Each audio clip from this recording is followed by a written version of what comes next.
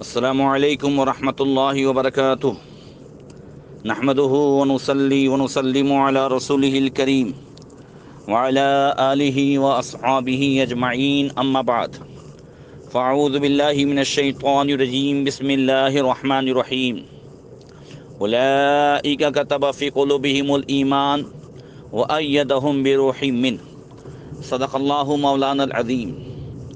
درود شریف پڑھیں، اللہم صلی علی سیدنا مولانا محمد معدن الجود والکرم وآلہ وصحبہ وبارک وسلم۔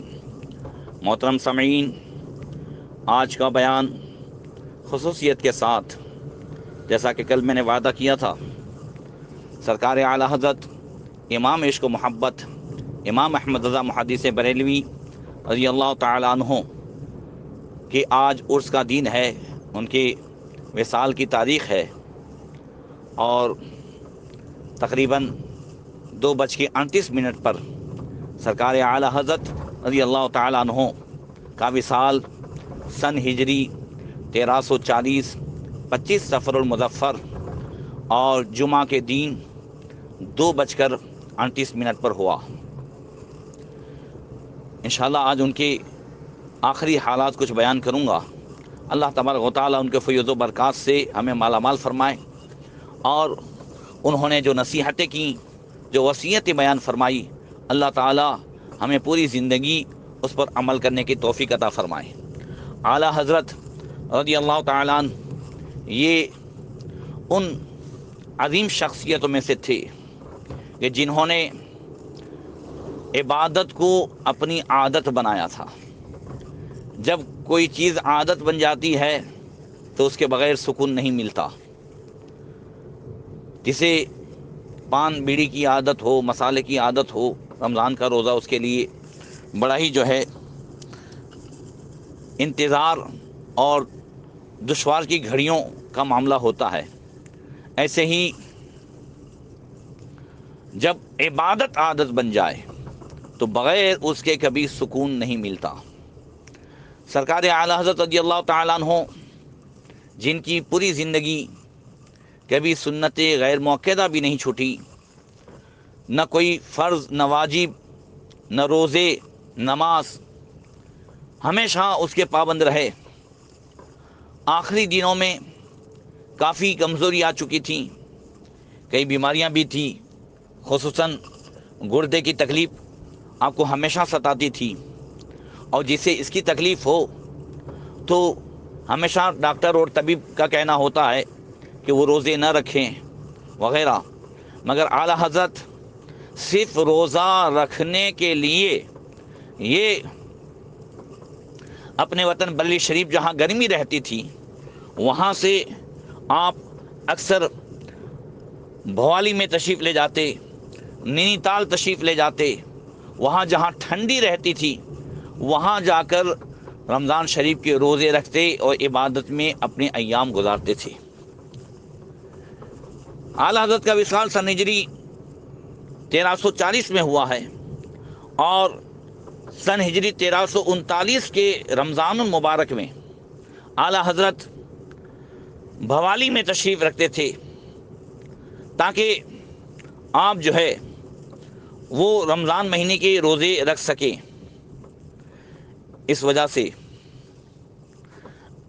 آپ شعبان کے مہینے ہی میں وہاں تشریف لے جاتے تھے، اور رمضان کے روزے پورے فرما کر عید کا چاند دیکھتے ہی بریلی شریف تشریف لے آیا کرتے، اور نماز عید الفطر بریلی شریف اپنی مسجد میں ادا فرمایا کرتے تھے۔ چنانچہ اس سن میں بھی اعلیٰ حضرت بھوالی تشریف لے گئے، ماہ رمضان المبارک میں آپ نے وہاں روزے رکھے، اور اعلیٰ حضرت کی بچری صاحبزادی مرحومہ یہ علاج کی غرض سے نینی تال میں ٹھہری ہوئی تھی۔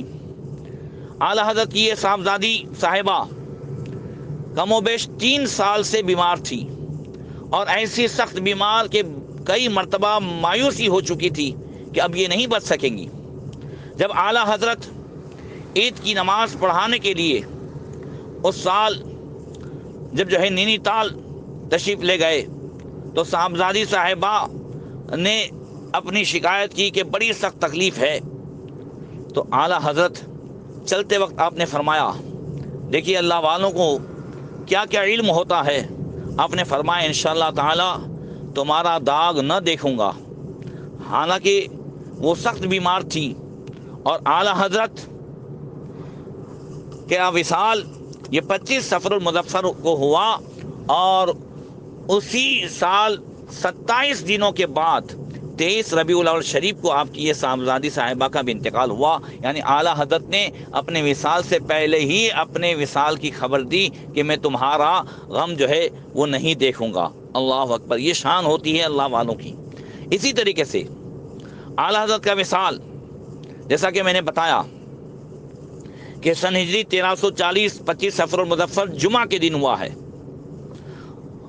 اس وقت اعلیٰ حضرت نے اسی جمعہ کے دن فرمایا، آپ چونکہ بیمار تھے تو جمعہ کے لیے کرسی میں بیٹھ کر آپ کو مسجد میں لے جایا جاتا تھا.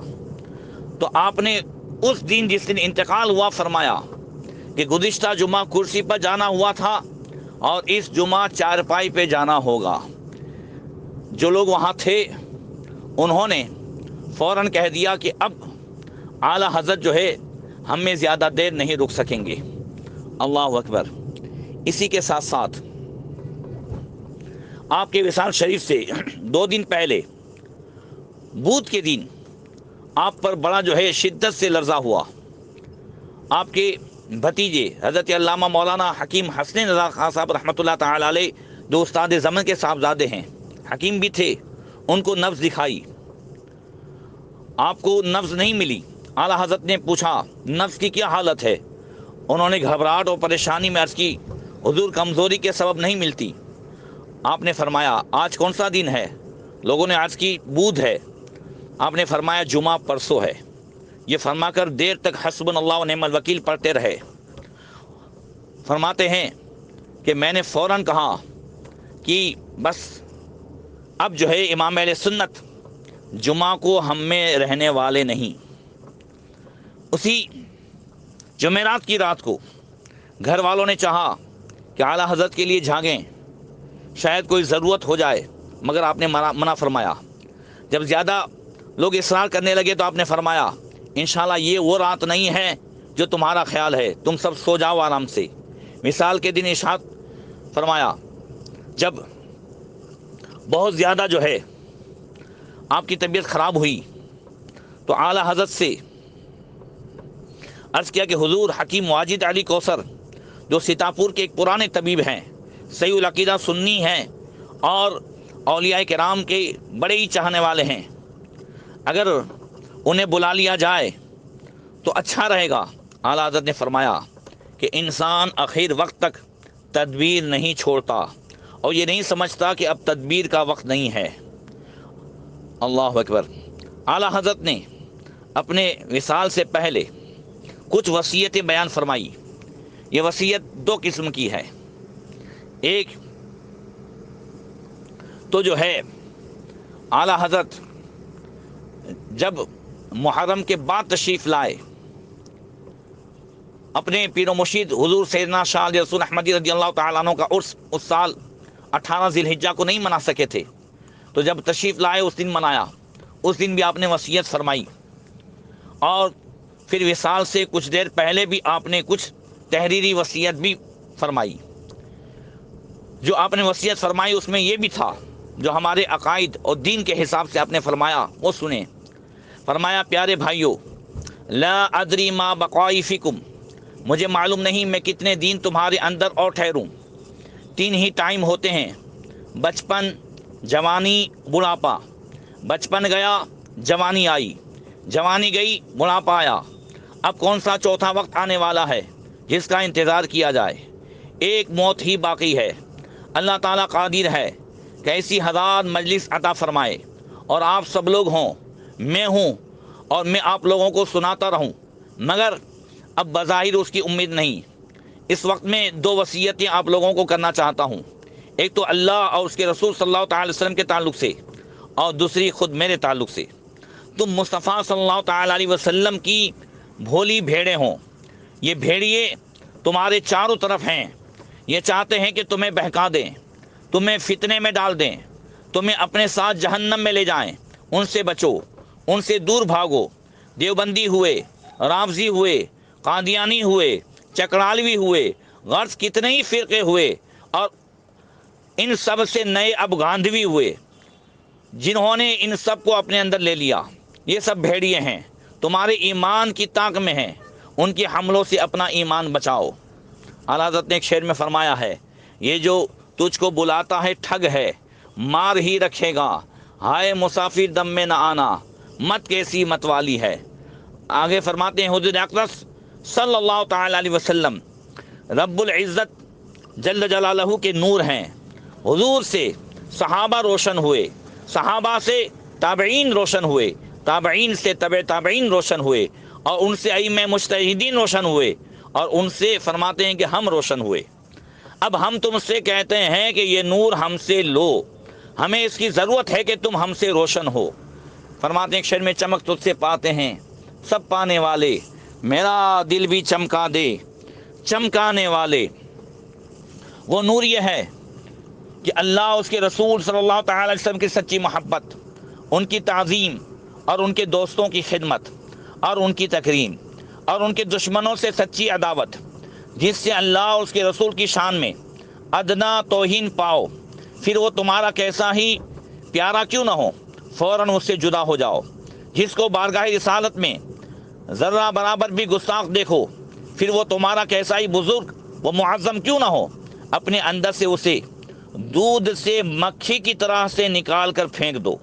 میں ہمیشہ تمہیں بھی بتاتا رہا، اور اس وقت بھی یہی عرض کرتا ہوں کہ اللہ تعالیٰ ضرور اپنے دین کی حمایت کے لیے کسی بندے کو کھڑا کر دے گا، مگر نہیں معلوم میرے بعد جو آئے وہ کیسا ہو اور تمہیں کیا بتائے۔ اس لیے ان باتوں کو خوب سن لو۔ اب میں قبر سے تمہارے پاس بتانے نہ آؤں گا۔ جس نے اسے سنا اور مانا، قیامت کے دن اس کے لیے نور و نجات ہے، اور جس نے نہ مانا اس کے لیے ظلمت اور ہلاکت ہے۔ فرماتے ہیں یہ تو اللہ اس کے رسول صلی اللہ علیہ وسلم کے تعلق سے یہ وصیت تھی۔ جو یہاں موجود ہیں سنیں اور مانیں، اور جو یہاں موجود نہیں تو حاضرین پر فرض ہے کہ غائبین کو اس سے آگاہ کر دیں۔ اسی مقصد سے آج میں یہ بھی آپ تک پہنچا رہا ہوں۔ اور فرماتے ہیں کہ دوسری میری وصیت ہے، آپ حضرات نے مجھے کبھی کسی قسم کی تکلیف نہ پہنچنے دی، میرے کام آپ لوگوں نے خود کیے، مجھے نہیں کرنے دیے۔ اللہ تعالیٰ آپ سب صاحبوں کو جزائے خیر دے۔ مجھے آپ صاحبوں سے امید ہے کہ قبر میں بھی اپنی جانب سے کسی قسم کی تکلیف کے سبب نہیں ہوں گے۔ میں نے تمام اہل سنت سے اپنے حقوق اللہ کی رضا کے لیے معاف کر دیے ہیں۔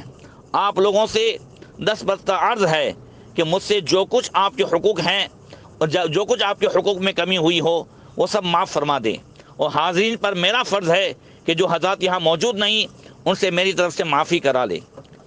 اور اس کے بعد آپ نے کچھ اور تذکرے فرمائے۔ یہاں پر یہی عرض کرنا ہے کہ اعلیٰ حضرت کی وصیت پر ہم اور آپ عمل کریں، اللہ ہمیں اس کی توفیق عطا فرمائے۔ مولا کریم سرکار اعلیٰ حضرت کی پیغام پر ہم سب کو چلنے کی توفیق عطا فرمائے۔ وہ پیغام کیا ہے؟ تاج الشریعہ فرماتے ہیں کہ نبی سے ہو جو بیگانہ، اسے دل سے جدا کر دے، پدر مادر برادر جان مال سب ان پہ فدا کر دے، جہاں میں عام پیغام شہ احمد رضا کر دے، پلٹ کر پیچھے دیکھیں پھر سے تجدید وفا کر دیں۔ اللہ تعالیٰ اعلیٰ حضرت کے درجات کو بلند فرمائیں۔ اس فقیر نے ایک میسیج کے ذریعے سے ہمارے احباب کو عرض کیا تھا کہ اعلیٰ حضرت کی بارگاہ میں درود شریف کا نذرانہ پیش کرنا ہے، تو الحمدللہ کافی لوگوں نے درود شریف پڑھ کر کے دیے۔ ہمارے مولانا مظفر صاحب نے کچھ 12,000، کچھ ہمارے دوسرے بھی مدرسین نے، اسی کے ساتھ ساتھ جو ہے میرے ایک چاہنے والے ہیں کھیڑا میں، انہوں نے 50,000، ایک ہمارے حاجی فیروز بھائی ہیں انہوں نے 25,000، ایک صاحب ہیں ہمارے انہوں نے 1 لاکھ، میری بہن نے 50,000، دوسرے ہمارے احباب نے تقریباً ملا کر کے 3,25,000 درود شریف اور دوسری اوراد و وظائف اعلیٰ حضرت کی بارگاہ میں پیش کرتے ہیں۔ اللہ تبارک و تعالیٰ قبول فرمائے اور اعلیٰ حضرت کے صدقے میں ہمارے سارے احباب کو خوشحال رکھے، مسلک اعلیٰ حضرت پہ استقامت عطا فرمائے۔ مولا کریم اعلیٰ حضرت کے فیضان سے مالا مال فرمائے، سب کی جائز مرادیں پوری فرمائیں. ہماری نسلوں میں تا قیامت اللہ تبارک و تعالی ہمیشہ سنی ہی پیدا فرمائیں. بد مذہبوں سے دور رہنے کی توفیق عطا فرمائیں. السلام علیکم ورحمۃ اللہ وبرکاتہ.